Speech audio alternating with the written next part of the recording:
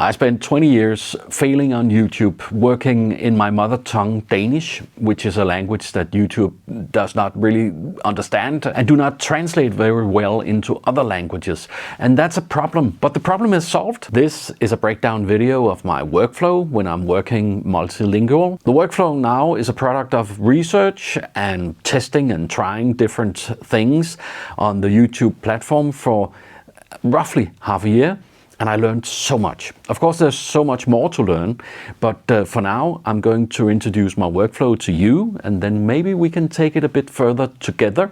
Maybe you can say, what about this and that? Or you can ask questions towards the workflow, and I'll try and answer them as well as I can. My videos are produced and published in Danish. The thing with a lot of small language videos on YouTube is that they rarely get dubbed and they rarely get captions. And when they do, this is low quality, because YouTube does not really understand the small languages as well as the bigger ones. And of course, it makes a lot of sense that they have to prioritize. It's not easy to understand a language, and it's not easy converting one language into another language. So what I found out was the videos I made actually had an international reach, or at least a capacity to have an international reach. And this all happened because for some funny reason, one of my videos got an auto translation, and suddenly I could see small peaks of interest from other languages. And that really made me curious, because what was I really able to get of reach if I seriously tried to serve bigger languages? When we upload our videos,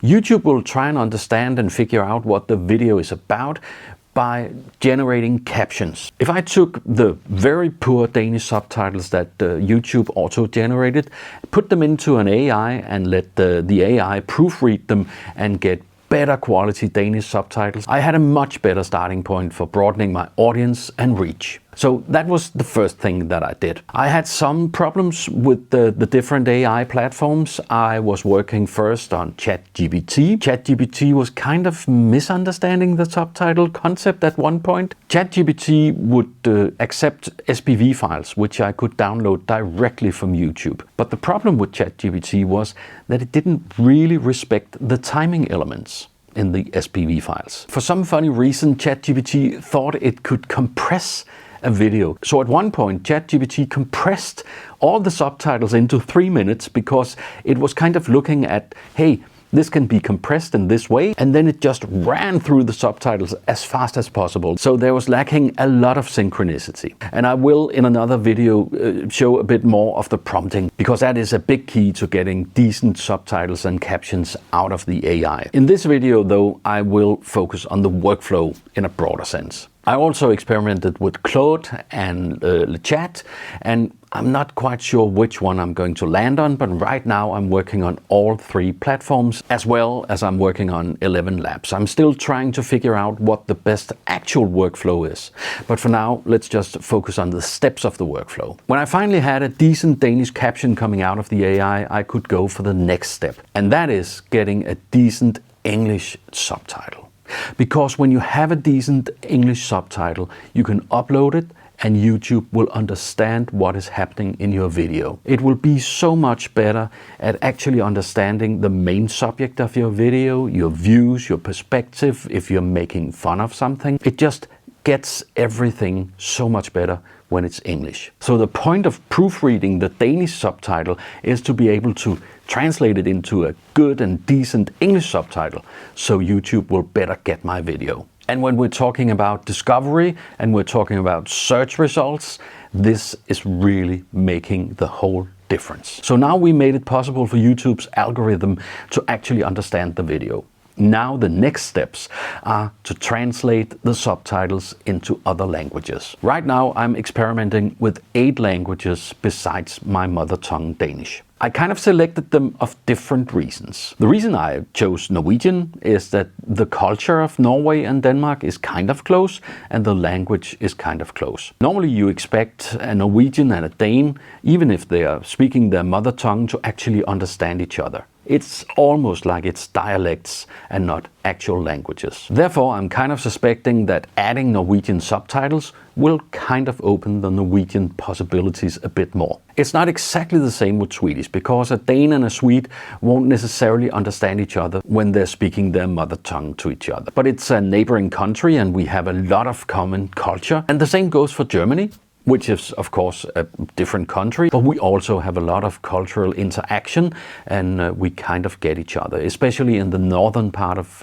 Germany and the southern part of Denmark. Spanish, because it's the second most understood and spoken language in the Western world. Brazilian Portuguese is because it's spoken in a part of the world where there's a lot of viewing and a lot of usage of YouTube, but not that much content actually produced directly to that part of the world. I found that the best way to do subtitles for these 7 languages that is not English and not Danish is to translate directly from the proofreading Danish subtitle. So now I have uploaded all the subtitles for these languages, and at this point I'm interacting between the AI and myself to produce a good description, a good video description and a good title. The problem is, of course, that I don't understand all these languages, and therefore I'm very reliant on the AI.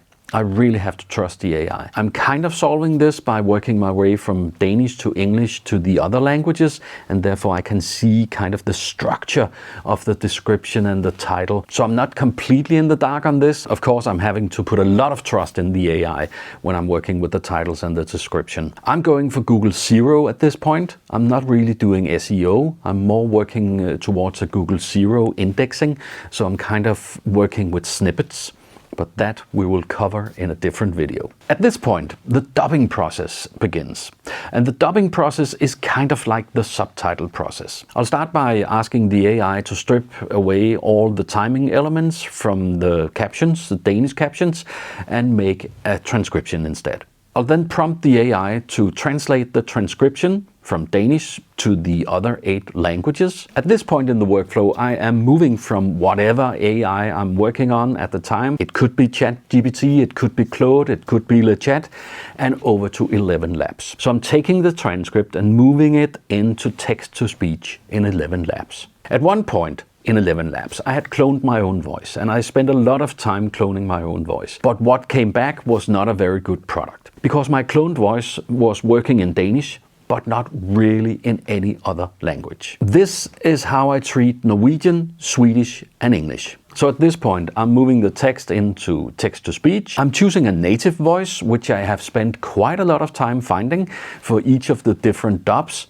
and then I'm kind of translating it. I spend a little time adjusting the voice each time, trying to get it right, but with Elevenlabs you have to be careful, because every time you do a test of a voice, it's costing you. From Elevenlabs, I'm downloading the new voice, the dubbed voice.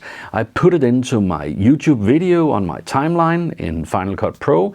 I mix the video with that new voice, and then I upload it to YouTube as a dub. For the other languages, I'm using the dubbing part of Elevenlabs. What I do is I download the Danish audio track, put it into Elevenlabs, and let Elevenlabs do an auto-translate and an auto-dub. Elevenlabs is very good at doing this. Maybe it's because I'm not quite fluent in the languages I do this with, or maybe it's because they actually are good. For now, it's a way to save a little bit of time, and for now, it's a way to structure the work so I can test more languages. What I can really see makes a big difference is the quality of the dubs and the subtitles. When the subtitles are in poor quality, you will see the retention really spiraling down quite fast, and the same goes for the dubs. At the time where I was using my own cloned voice, I could see that, especially in English, my voice accent would kind of swing from some Indian English to some Walisian English. It was really a poor experience. You couldn't trust the voice over such a relatively short video. When I fixed this by using not my own voice, but a professional and dedicated English voice, the retention went up. I really learned a lot about how to better make YouTube understand my video, and therefore algorithmically better be able to spread it to the right people. And I learned a lot about how to produce both subtitles and captions and dubbing. But there's a lot more to learn, and I am really interested in what you have learned. What are your fields of interest in this?